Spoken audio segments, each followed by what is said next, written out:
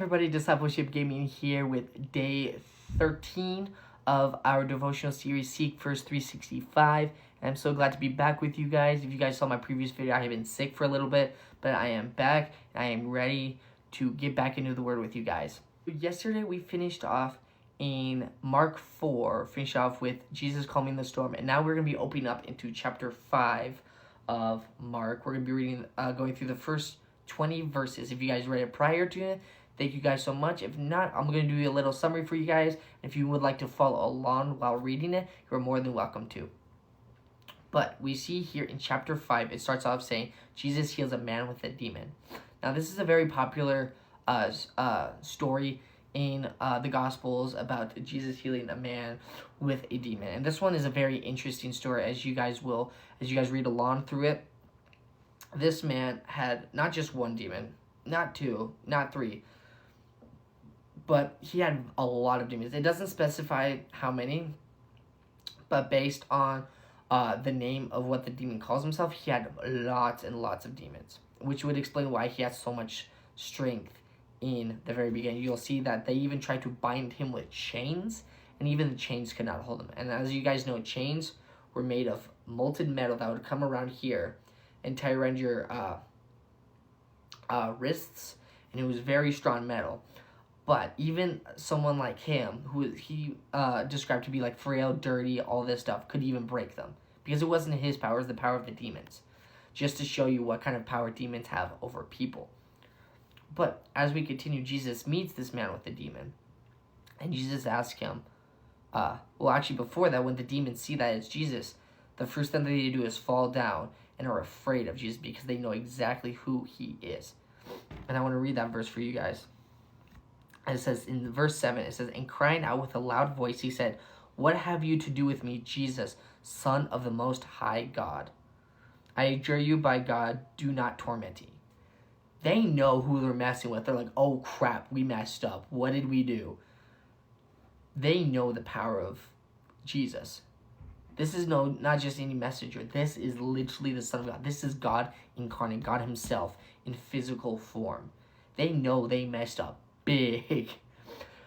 But as we can continue into this passage, we see Jesus asks the demons through the person, what is your name? And he says, as we mentioned, my name is Legion, for we are many, which would imply that there's lots of demons encamping this person's body, which would give him the strength to do lots of things, as we mentioned before. But Jesus tells the demons with one word, get out of this man immediately. But the demons are so afraid, it's like, please do not throw us back into hell. Basically what they're saying, do not take us back. We do not want to go back. Because they know they messed up. They know Satan's not going to be happy with what happened.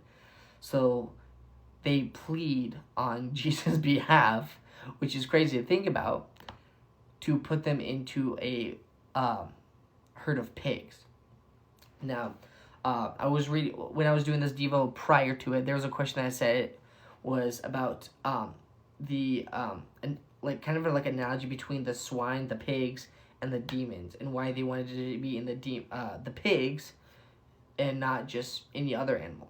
Maybe it was because at the time they were right there, could have encamped anybody, but there was an interesting analogy that I was reading on it.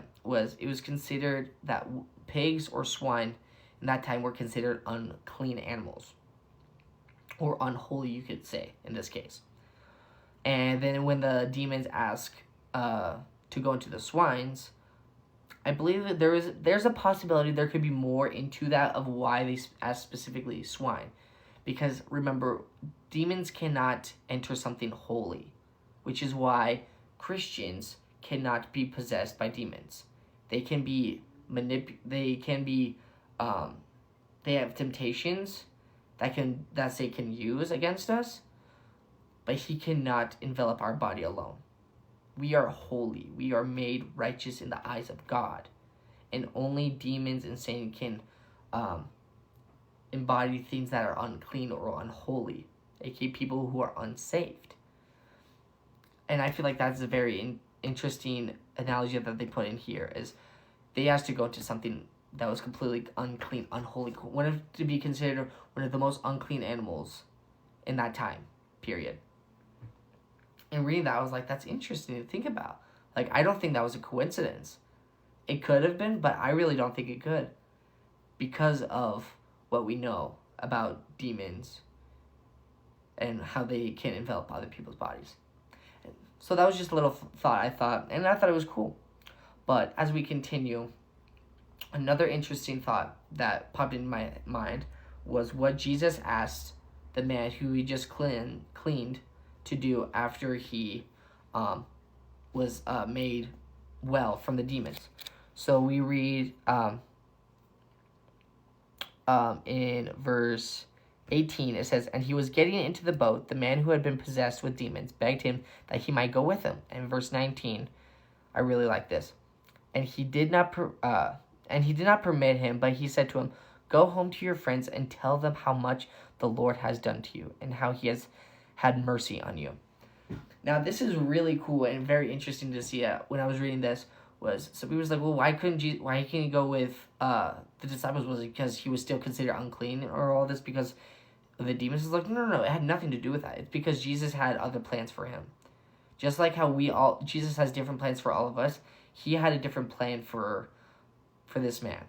He wanted him to go and share the good news of what he did to his friends and family. Just like what we are called as believers, as Christians, to go and do the same thing. We are called to go and share the gospel of Jesus Christ to other unbelievers or believers. And that is what Jesus called this man to do. And I thought it was so cool to see that.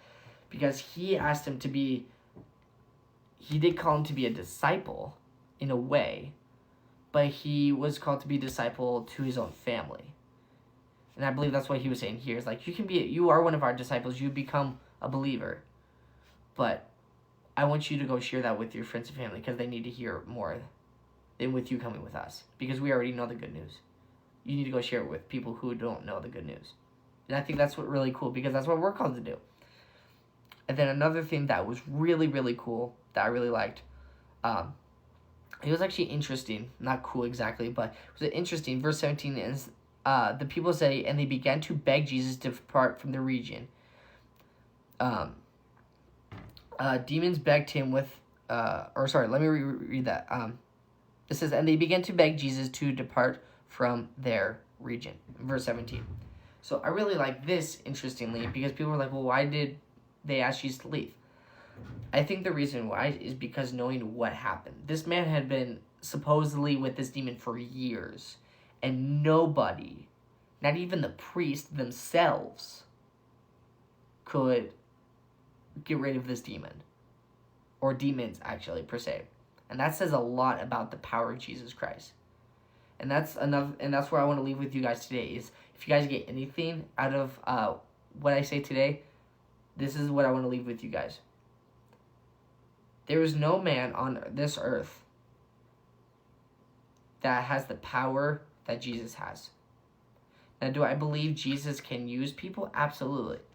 But the power that this Jesus has here, you will never see from anybody else.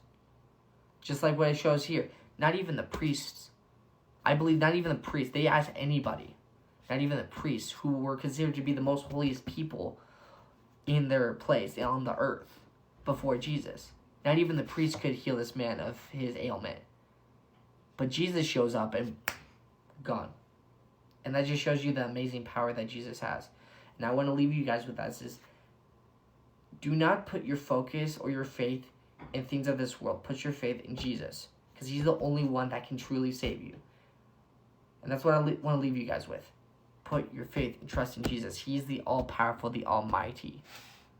Don't let that get confused. Priest cannot save you. The pastor cannot save you. No one here on this earth can save you except Jesus Christ himself. And that's what I want to leave with you guys today. I hope this is an encouragement for you guys. I hope it's been encouragement for me. Make sure to go share it with your friends and family, and have a great day.